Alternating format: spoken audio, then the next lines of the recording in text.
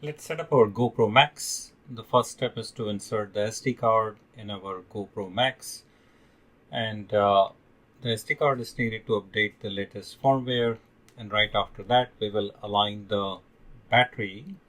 So GoPro has GoPro sign and the battery has GoPro sign. Align them and insert the battery, and make sure you close the notch and the red sign should not be visible.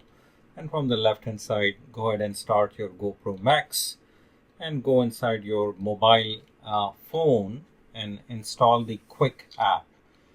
Again, it is QUIK, and if you don't have the Quick app, you can install it. And from here onwards, just go ahead and launch the Quick app.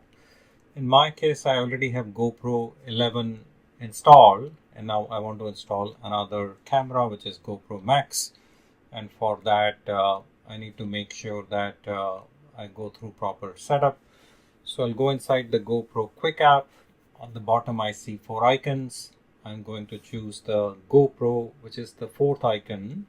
I'll click on GoPro, and then as you can see, I have GoPro Hero 11 Black, and I need to click on the plus icon, which is on the left hand side, and then it will give me option to connect GoPro Max. So from this point onwards, it's straightforward.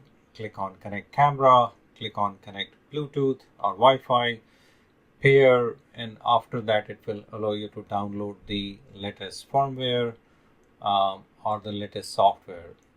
So to start connecting, just give it a one more try. Click on the plus icon, click on connect, and that should easily pair your GoPro Max with your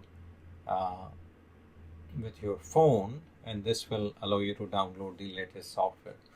Alright friends, so this is that easy. Give it a name, just go through a couple of prompts, and you can update the latest firmware on your GoPro Max.